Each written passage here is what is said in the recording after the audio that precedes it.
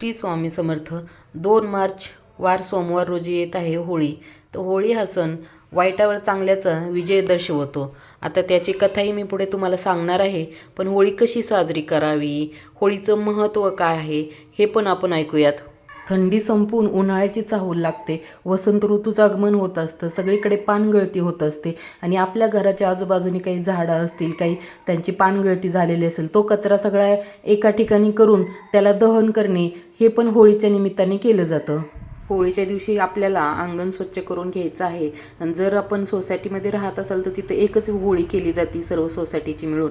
तर तिथं आपलं थोडं थोडं साहित्य द्यायचं आहे. गोवऱ्या म्हणा, काही काठ्या वगैरे असेल तर त्या द्यायच्या आहेत, ज्याच्यामुळे आपल्याला होळी साजरी केल्याचं पुण्य भेटेल. आणि जर तुमच्याकडे अंगण असेल तर अंगणात थोडा सडा वगैरे टाकून घ्यायचा आहे, रांगोळी काढून घ्यायची आहे. आणि गोवऱ्या 5-7 अशा गोवऱ्या आणायच्या आहेत. विकत भेटतात आजकाल बाजारामध्ये, सर्व साहित्य विकत भेटतं. आणि एक एरंडाची काडी आणायची आहे आणि ती मधोमध उभी करायची आहे. आणि मग नंतर बाजूनी सर्व काठ्या वगैरे जे आपल्याला लावायच्या आहेत.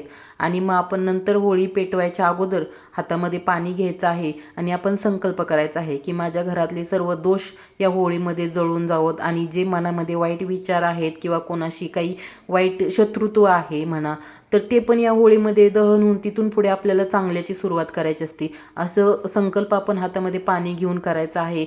आणि कोणाला जर बरं वाटत नसेल तर त्यालाही चांगलं आरोग्य लागावं, रोगराई सर्व ह्या होळीच्या दहनामध्ये जळून जावी, असा संकल्प करून ते पाणी तिथं सोडायचं आहे. आणि नंतर आपल्याला होळीची पूजा करायची आहे.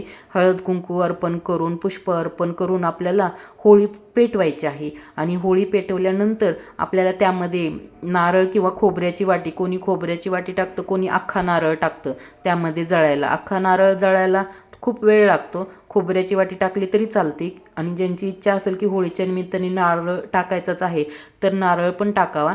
आणि नंतर तो भाजल्यानंतर बाहेर काढून फोडला जातो आणि खाल्ला जातो प्रसाद म्हणून. तो खोबऱ्याची वाटी पण भाजल्यानंतर बाहेर काढून ती खाल्ली जाते, प्रसाद म्हणून वाटलं जातं. आणि त्या दिवशी नैवेद्य हा पुरणाचाच असावा. पुरणाच्या नैवेद्याला होळीच्या दिवशी महत्त्व आहे. त्यामुळे पुरणाचा नैवेद्य बनवून तो आपण होळीच्या दहनामध्ये टाकायचा आहे. आणि मग नंतर आपण होळीला 3 प्रदक्षिणा घालायच्या आहेत आणि मग नमस्कार करायचा आहे. काही ठिकाणी बघा, हरभरे जे आपले वाळलेले हरभरे असतात ते होळीच्या त्या अग्नीमध्ये भाजतात आणि ते प्रसाद म्हणून इतरांना वाटतात आणि स्वतःही खातात. ही पण प्रथा काही भागांमध्ये आहे. तर होळी का साजरी केली जाते, होळीची कथा काय आहे? तर पूर्वी एक हिरण्यकशिपू नावाचा राजा होता. त्याने खूप तपश्चर्या केली होती. त्यामुळे तो खूप अहंकारी होता, खूप गर्विष्ठ झाला होता. तो स्वतःलाच देव समजत होता. कोणत्याही देवतांचं तो काही म्हणणं ऐकत नव्हता. पण त्याचा जो मुलगा होता भक्त प्रल्हाद, तो भगवान विष्णूंचा खूप मोठा भक्त होता. त्यामुळे ते वडिलांना पटत नव्हतं. हिरण्यकश्यपूने भक्त प्रल्हादाला खूप प्रकारे त्रास दिला. पण भक्त प्रल्हादांनी भगवान विष्णूंची भक्ती करणे कधीच बंद केले नाही. यामुळे चिडलेले हिरण्यकश्यपूने काय केले, भक्त प्रल्हादाची बहीण होलिका, हिला वरदान होते की ती होळीमध्ये म्हणजे अग्नीमध्ये कधीच दहन होणार नाही. तर तिला असा कट रचला की तिला सांगितलं की भक्त प्रल्हादाला मांडीवर घेऊन तो अग्नीत बसायचं, ज्याच्यामुळे की भक्त प्रल्हाद अग्नीत जळून भस्म होतील. पण असं काहीच झालं नाही. जिला वरदान होतं की ती अग्नीमध्ये जळणार नाही, तर ती होलिका या अग्नीमध्ये जळून भस्म झाली आणि भक्त प्रल्हाद जे आहेत ते अग्नीमधून सुरक्षित वाचले. या घटनेच्या स्मरणार्थ होळी हा सण साजरा केला जातो.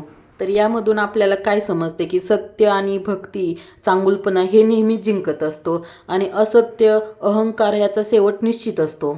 या होळीच्या कथेप्रमाणेच आपल्याला आपल्या आयुष्यातल्या वाईट गोष्टी, वाईट सवयी, कोणाबद्दलचं शत्रुत्व जे काही असेल ते होळीमध्ये दहन करायचं आहे. होळीला नमस्कार करताना आपल्याला हेच बोलायचं आहे की सर्व वाईट गोष्टी त्याग होऊ दे ह्या होळीमध्ये. आणि उद्याचा दिवस म्हणजे जो होळीचा दुसरा दिवस आहे त्या दिवशी आपण रंग खेळतो.